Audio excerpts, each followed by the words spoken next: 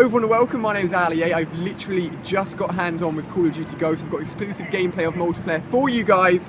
It's absolutely awesome. If you enjoyed the video, give it a thumbs up. I've got lots more information coming, lots more gameplay coming, really exciting times. But without further ado, let's jump into the gameplay.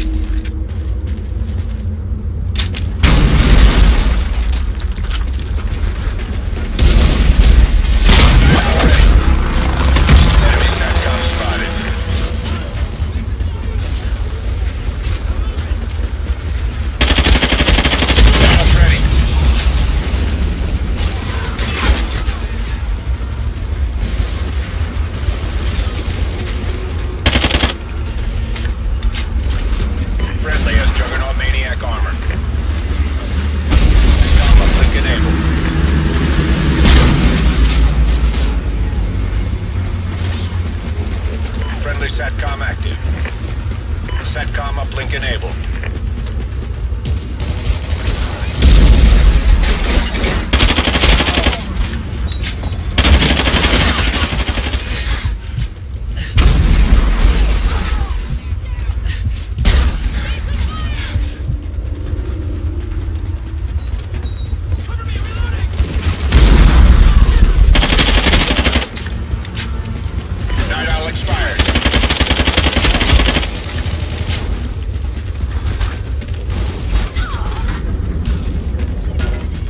SATCOM spotted.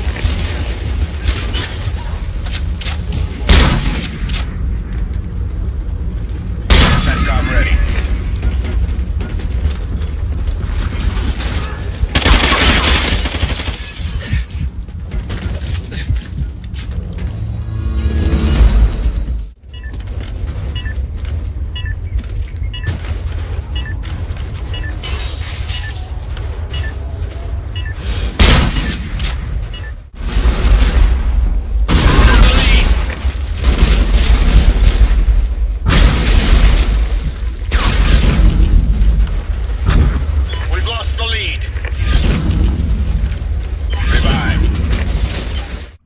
So there we go guys, more Call of Duty Ghosts multiplayer gameplay. Make sure you're checking out all of the gameplay and information here on my channel today because there's going to be lots of clips, lots of details for you guys because of course I've played lots of Call of Duty Ghosts multiplayer already. Now the first clip you saw here was from a brand new game mode called Search and Rescue, which is exactly the same as Search and Destroy, except you drop a tag when you die. If an enemy gets that tag, you're dead for the rest of the round, but if a teammate goes over and picks up that tag, you become revived. So it's a little bit more tactical, a little bit different there, and I was using the sniper, the L115 within this clip, and I get a headshot on this guy to earn 1,000 points, which is awesome. And there was a few sniper clips. I wanted to show this clip at the end just because it showed the normal sight where you have sort of like two visionary scope, which means that when you're zooming in, you've got one zoomed in version of what's happening on the map, and then around that scope you've got the non-zoomed in version. It's just a little bit blurry, so you've got good sort of peripheral vision as to what's going on around you. So I wanted you guys to see that. And then there's also the ACOG sniper gameplay within this clip as well,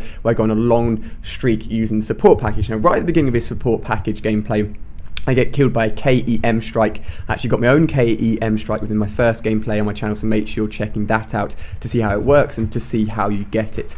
Now here I spawned in with the agility perk, which means I move around quicker, the sleight of hand perk, which means I reload quicker, and a new perk which is off the radar, which means that when the enemy calls in a SATCOM, which is the new version of a UAV which is placed on the ground, you don't appear on it. So it's a good sort of like stealth perk, and since the only streak that you could use within the support and assault package had a SATCOM on it, then a lot of SATCOMs were being used, so it was a good perk to use within this gameplay.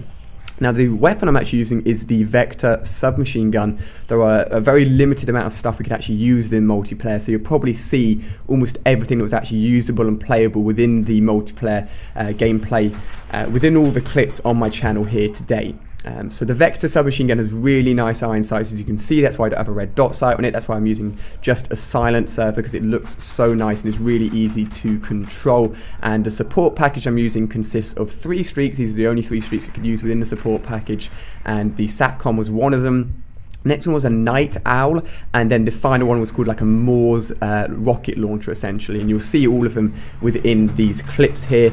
And the support package wasn't actually something I was meant to be using. I tried to use the assault package whenever I could, and there will be assault package gameplay here on my channel where I get all of the assault package streaks that were available, but we're focusing on the support package within this gameplay. Now, the support package works the same as in Modern Warfare 3, where if you die, the streak will continue. So it's essentially for the players that like to be a bit more of a supportive role, hence a support name. And it means that if you are dying a lot or being really offensive, it doesn't matter. Now here, I heard someone trying to destroy my SATCOM, but I went over, killed him, and picked up his sniper rifle. And this is the same sniper, but with an ACOG attachment. So now you're going to see ACOG gameplay and standard gameplay. I think I preferred this sniper with the ACOG attachment. It didn't zoom in too far. It was quite nice to control, as I get a kill here, and I also get the Night Owl. This is like a sort of like overwatching device that will sort of protect me in a way, and it's a good support streak to have if you're trying to be offensive on a flag, etc., and trying to push in. Then this is a really nice streak to have on you at any point. Now, I'm sort of controlling this side of the map. You see a little bit more of the other side of the map when I get the KAEM strike within my other gameplay. And I just earned myself here the Moors 10-point streak within the support package. And you only get 2 actual launchers within the Moors. And it is essentially like a big RPG. I don't actually pull it out and use it because I'm going on such a good gun streak that I just continue using my gun. And it's good for clearing people off points, clearing people that may be camping in high up buildings. Not too good at just running at someone with the Moors and trying to shoot at the ground. It is essentially, just imagine the RPG. That's essentially what it is. So you've got to use it quite tactically and not too aggressively. And we are playing standard TDM here, and as you can see in the bottom left, we're currently winning. And as I've already said before, the score is constantly shown, and the kill feed is shown in the top right now. A little bit of a change from the previous Call of Duty games. Now, when I was playing this game, it felt really smooth, very fast paced. Of course, there are a lot more movement features within this game where you can slide along on your knees, you can jump over items, and you'll continue with the running speed that you would have as if you were just running straight forward. And you can lean and peek around corners. Now, the ability to peek around corners I wasn't using very much. It's an automatic thing, and I'm sure I'll talk a little more about it in another gameplay when I actually get to show it to you guys and talk about it a little bit more. Now here, come around into the corridor, into the indoor part of this building. Spot the first guy, kill him, spot the second guy. Here, I know that I'm just not going to win this gunfight. My shots aren't going on target enough, so I just back out of there. It was a good move because it's meant I was staying alive, and I could continue my streak, which was awesome. Now, in terms of, again, movement, talk about movement again, you move overall a little bit slower, but because of the extra abilities, such as jumping over objects a little bit quicker, leaning around corners, and sliding on your knees, you sort of overall get around the map a little bit faster. Just your running speed overall compared to other Call of Duty games is a tad little bit slower. Now I'm continuing my streak here. As you can see, after I got that kill, it went back down. In the bottom right, you can see the kills I'm on. It went back down and cycled over itself, so you can continue to cycle streaks, which is awesome to see. Really glad that's implemented. That's always awesome. And within the support package, I don't believe that anything continues over, i.e. if you use the Moors launcher and you get a kill with it, that won't then count towards getting another streak. However, if you're using the assault package, everything counts on top of each other, as you'll see within the assault package gameplay here. Now we're coming towards the end of the gameplay here. This is a very small map. If you guys hadn't noticed, the reason I hadn't been running around too much is because of spawns. You can literally have people spawning behind you. It isn't the best map in the terms of spawns just because of how small it is. So if you're controlling one area with your team, that's great. It means you have a better idea of when the enemies are going to be coming from. And I earned myself a second SATCOM here, which can be placed down on the floor. It's worth 4 kills or 4 score points within the support package. But if you're using the SATCOM within the assault package, it's only 3. Get a final kill on that guy there while hip firing. Hip firing didn't seem to be too overpowered.